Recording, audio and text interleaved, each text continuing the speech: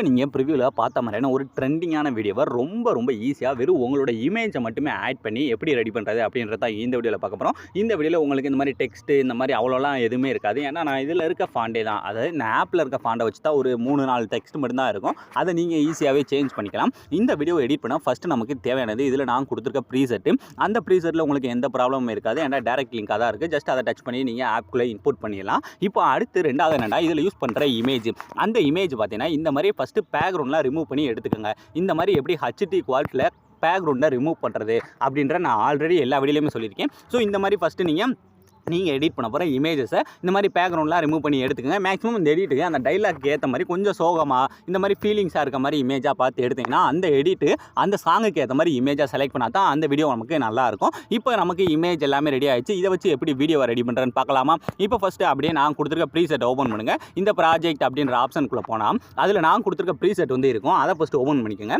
அதை நீங்கள் ஓப்பன் பண்ணாலே போதும். ரொம்ப ஈஸியாக உங்களுக்கு நான் எல்லா வீடியோலையும் கொடுக்குற மாதிரி இந்த ஆரஞ்சு கலர் பேக்ரவுண்டு, அடுத்து அந்த கிரீன் கலர் பேக்ரவுண்ட், இந்த மாதிரி 2 வச்சு தான் இந்த வீடியோ ஃபுல்லாகவே மேக் பண்ணியிருக்கேன். ஸோ இந்த இடத்துல எந்த இமேஜை ஆட் பண்ணணும் அப்படின்ற மட்டும் நீங்கள் கரெக்டாக பார்த்துட்டாலே போதும். இந்த வீடியோ உங்களுக்கு ரொம்ப ஈஸியாகவே புரிய ஆரம்பிச்சிடும். இப்போ ஃபஸ்ட்டு நான் ஆல்ரெடி சொன்ன மாதிரி தான், எந்த 3D வீடியோவாக எடிட் பண்ணுறதா இருந்தாலுமே ஃபஸ்ட்டு இந்த 3D ஆப்ஷனை ஆன் பண்ணணும். இதுக்கு இந்த லாஸ்ட் இருக்க ஆப்ஷனை டச் பண்ணி இந்த 3D ஆப்ஷனை ஃபஸ்ட்டு ஆன் பண்ணிவிட்டு இப்போ ஃபஸ்ட்டு எடுத்து இந்த பேக்ரவுண்டுக்கு மேலே பார்த்தீங்கன்னா ஒரு ஆரஞ்சு கலர் பேக்ரவுண்ட் இருக்கா, ஜஸ்ட் அதை டச் பண்ணுங்கள். டச் பண்ணோடனே கீழே பார்த்தீங்கன்னா கலர் அண்ட் ஃபில் இருக்கும். ஜஸ்ட் அதை டச் பண்ணிட்டு இந்த இடத்துல டெக்ஸ்ட் இருக்கா, இந்த டெக்ஸ்ட்டை டச் பண்ணால் உங்களோட ஃபைல் மேனேஜர் ஓப்பன் ஆக போகுது. இப்போ ஃபைல் மேனேஜர் ஓப்பன் ஆனதுமே இந்த இடத்துல நீங்கள் எடிட் பண்ண போகிற ஏதாவது ஒரு இமேஜை செலக்ட் பண்ணி இந்த மேலே இருக்க ப்ளஸ் ஐக்கான கொடுத்தீங்கன்னா போதும். ரொம்ப ஈஸியாக பேக்ரவுண்டில் வந்து ஈஸியாக ஆட் ஆயிடும். இப்போ நான் என்னோட இமேஜோட சைஸுக்கு தான் கொடுத்துருக்கேன். இதை நீங்கள் சேஞ்ச் பண்ணணும்னா ஜஸ்ட் இந்த மூவ் ட்ரான்ஸ்ஃபார்ம் போயிட்டு உங்களுக்கு எங்கே அதை மூவ் பண்ணணுமோ, ஸோ இந்த மாதிரி ஃபேஸ் மறைக்குதா அந்த மாதிரி பார்த்து நீங்கள் கரெக்டாக செட் பண்ணாலே போதும். ரொம்ப ஈஸியாக சேஞ்ச் ஆகிடும். இப்போ அப்படியே கொஞ்சம் முன்னாடி மூவ் பண்ணிட்டே வந்தீங்கன்னா அடுத்து 2வது பீட் மார்க்கில் அதே மாதிரி ஆரஞ்சு கலர் பேக்ரவுண்ட் இருக்கும். ஜஸ்ட் அதை டச் பண்ணிட்டு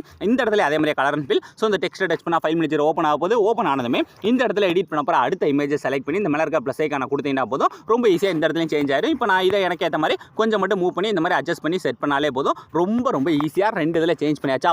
இதுக்கு அடுத்து தான் நம்ம ஒரே இமேஜை 2 தடவை சேஞ்ச் பண்ணுற மாதிரி வரும். ஸோ அப்படி கொஞ்சம் மூவ் பண்ணுங்கள். அடுத்த பீட் மார்க் மூவ் பண்ணிங்கன்னா அடுத்து இந்த இடத்துல பார்த்தீங்கன்னா உங்களுக்கு பேக்ரவுண்டில் ஆரஞ்சு கலர் பேக்ரவுண்ட் இருக்கும்.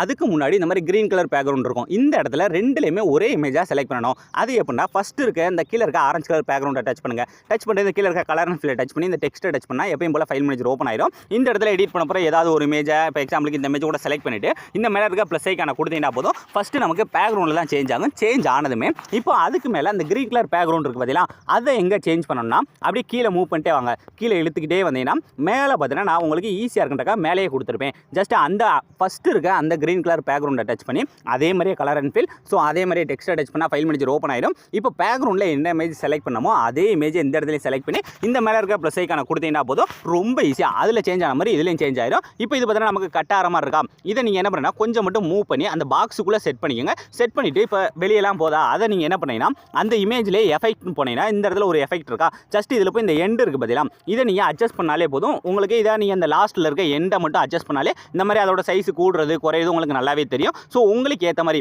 அந்த பாக்ஸுக்குள்ளே உங்களோட இமேஜ் எந்த அளவுக்கு செட் ஆகுதோ அதுக்கேற்ற மாதிரி கரெக்டாக வந்து இந்த எண்டுன்ற இந்த எஃபெக்ட்டை மட்டும் நீங்கள் கரெக்டாக ஆட் பண்ணாலே போதும். ரொம்ப ஈஸியாக சேஞ்ச் ஆயிடும். இனி ஃபுல்லாகவே இதே மாதிரி தான் இருக்கும். ஸோ இப்போ அடுத்து மூவ் பண்ணுங்கள். மூவ் பண்ணிட்டு இப்போ ஃபஸ்ட் எடுத்து நம்ம அந்த பேக்ரவுண்ட்லேயே வந்து சேஞ்ச் பண்ணலாம். அதாவது அந்த க்ரீன் கலர் பேக்ரவுண்ட்லேருந்தே ஸ்டார்ட் பண்ணலாம். ஃபஸ்ட்டு க்ரீன் கலர் பேக்ரவுண்டை டச் பண்ணுறீங்க, கலர் அண்ட் ஃபில்லை டச் பண்ணுறீங்க, அதே மாதிரி டெக்ஸ்ட்டை டச் பண்ணிவிட்டு இந்த இடத்துல எடிட் பண்ண அப்புறம் அடுத்த இமேஜ் ஏதாவது ஒன்று இந்த மாதிரி செலக்ட் பண்ணிக்கோங்க. செலக்ட் பண்ணி இந்த மேலே இருக்க ப்ளஸ் ஐக்கான கொடுத்தீங்கன்னா ஃபஸ்ட்டு அந்த க்ரீன் கலர் பேக்ரவுண்ட் தான் சேஞ்ச் ஆகும். சேஞ்ச் ஆனோடனே கொஞ்சம் மூவ் அண்ட் ட்ரான்ஸ்ஃபார்ம் டச் பண்ணி உங்களுக்கு ஏற்ற மாதிரி உங்களோட இமேஜ் எந்த சைஸில் இருக்கோ ஸோ அதுக்கேற்ற மாதிரி அந்த பாக்ஸுக்குள்ளே ஃபஸ்ட்டு செட் பண்ணிவிட்டு இப்போ இதே இமேஜை பேக்ரவுண்ட்லேயே ஆட் பண்ணணும். அதுக்கு என்ன பண்ணுவோம், அப்படியே கீழே இழுத்துக்கிட்டே போங்க. ஸோ இந்த மாதிரி கீழே போனோன்னா இந்த இடத்துல ஆரஞ்சு கலர் பேக்ரவுண்ட் இருக்கா, ஜஸ்ட் அதை டச் பண்ணுங்கள். டச் பண்ணிட்டு அதே மாதிரி அந்த கலர் அண்ட் ஃபில், ஸோ அதே மாதிரி டெக்ஸ்ட் டச் பண்ணால் ஃபைல் மேனேஜர் ஓப்பன் ஆயிடும். இப்போ பேக்ரவுண்டில் என்ன இமேஜ் செலக்ட் பண்ணமோ அதே இமேஜ் எந்த இடத்துலையும் செலக்ட் பண்ணி இந்த மேலே இருக்க ப்ளஸ் ஐக்கான கொடுத்தாலே போதும். பேக்ரவுண்ட்லேயே நமக்கு ஈஸியாக வந்து சேஞ்ச் ஆயிடும். இப்போ எல்லாமே எப்படி பண்ணுறதுன்னு கற்றுக்கிட்டீங்களா.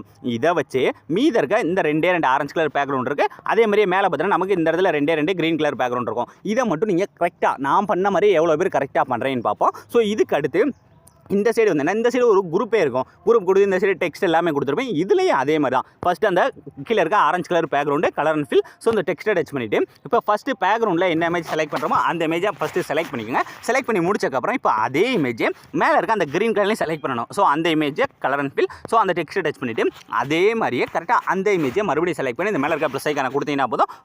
ரொம்ப ஈஸியாக நீங்கள் ப்ரிவியூவில் பார்த்த மாதிரியான வீடியோவை உங்களோட இமேஜ் வச்சு நீங்களே மேக் பண்ணிடலாம். ஸோ அலாமரன்ஸ் ஈஸியான ஸ்டெப்பில் எல்லாத்தையுமே எப்படி பண்ணுறது நான் சொல்லி கொடுத்துட்டேன். ஸோ இந்த வீடியோவில் உங்களுக்கு ஏதாவது டவுட்ஸ் இருந்தால் மறக்காமல் கமெண்ட் செக்ஷனில் கமெண்ட் பண்ணுங்கள். அப்படி இல்லை என்னோட இன்ஸ்டாகிராம் பேஜ் கூட நீங்கள் மெசேஜ் பண்ணுங்கள். ஸோ அவ்வளோ இந்த வீடியோ முடிஞ்சு. ஸோ தேங்க்ஸ் ஃபார் வாட்சிங்.